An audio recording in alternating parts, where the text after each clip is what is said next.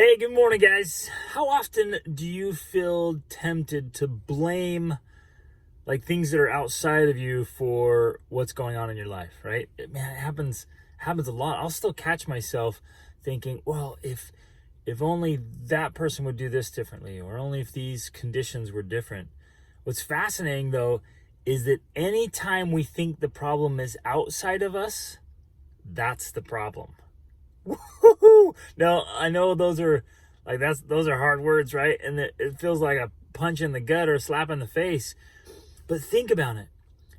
Anytime we blame other people, or we blame our circumstances, or we blame the government, or the weather, or our boss, or our coworkers, or our children, or our spouse, or where we live, anytime we blame anything outside of us, we literally take our power and we give it away. And so it's almost like this crazy form of self-sabotage where we're hurting ourselves. We're preventing the solution to our own problems. Now, I know right now you're like, but wait a minute. Like, it is my boss. Or it is the government. Or it is, we can blame the weather. We can blame God. We can blame Satan. We can blame anything else. And in our minds, like it plays out, right? I mean, you might even, right now, you're like, well, they act a certain way that's causing the problem. How can it not be them? And I get that. And I've been there, right? And I've had people make decisions that dramatically influenced my life, right? And I've been in circumstances and situations that was the case often, right? But what I want to invite you to consider and think about is, what can you do about it? What is still within your power? And like at the ultimate, like highest level, I'm reminded of what Viktor Frankl said. He wrote the book Man's Search for Meaning. If you haven't read that or read it recently, like reread that book or get a hold of it. It's amazing. He was a doctor in psychiatry and was taken to a concentration camp. Actually ended up in Auschwitz in Poland. He was from Vienna.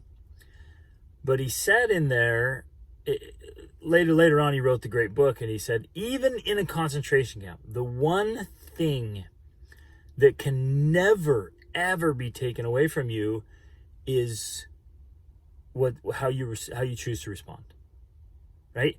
It's the attitude of mind. That's the one thing that can never be taken from us. And the only way we ever lose control of that is if we give it away.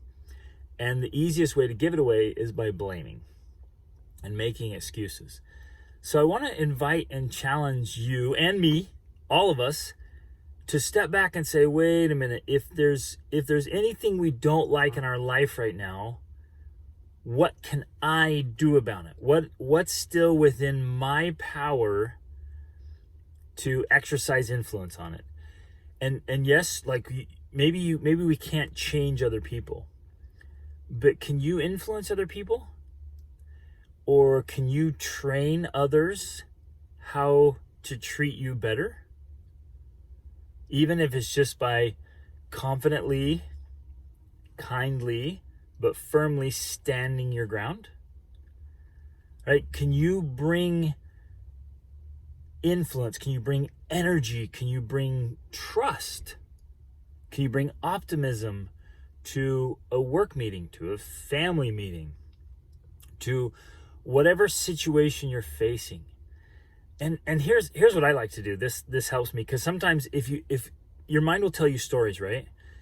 And if we start telling these stories that it's totally out of our control, that we can't influence, we can't change, that we've tried everything, it's all on the other people, it's the ball's in their court, there's nothing I can do, right? If we tell ourselves a story, then we start to believe it, and so then of course we don't look for solutions, and we don't look for actions, and we don't think about what we can do, because our mind is telling ourselves, well, there's nothing I can do, right? Think about that. Man, that's such a powerful idea.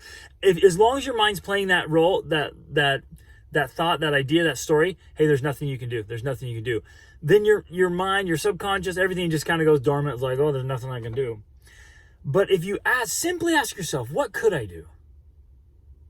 what could make a difference? Is there anything I can do to influence this situation? Even if the only thing I can do is maintain my own positive state of mind. You with me? Like, this is so powerful.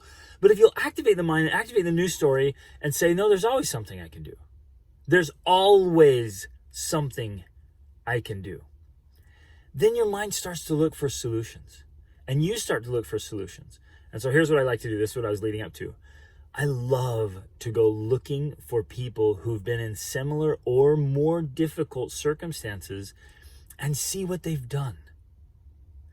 There's been times, like, I'll give you a small example, where you might have a little injury, right? So, I dislocated my toe and it hurt bad. And so I can't run. So your mind starts saying, well, you can't exercise. See that subtle little difference lie there. The story's like, you can't exercise. Whoa, wait a minute. Like, stop right there. No, I can't run, but can I still do tons of other exercises? Absolutely. I had to get creative. Well, I can still swim.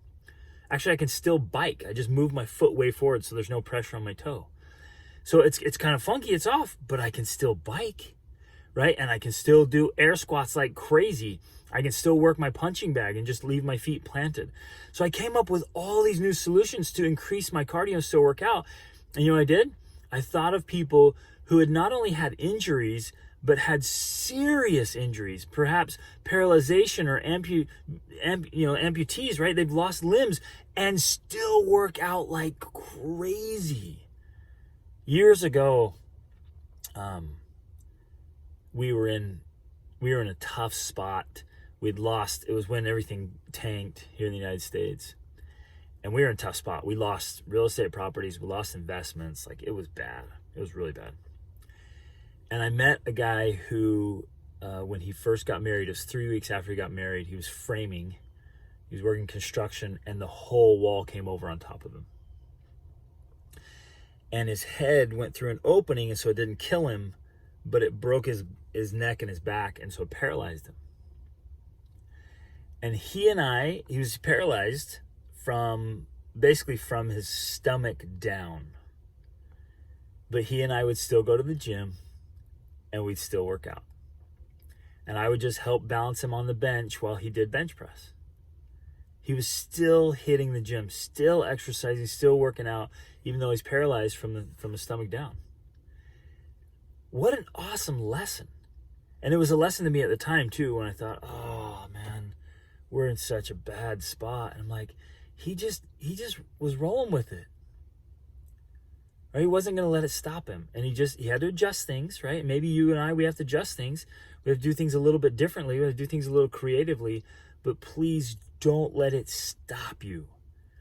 Don't let those stories and excuses and the blaming stop you from making progress and making a difference on whatever you're having. So whatever you're facing right now, look at it and say, what can I do?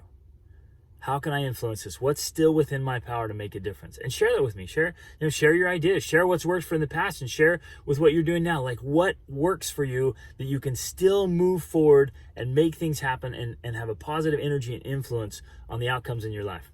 Awesome is always an option. Reach upward.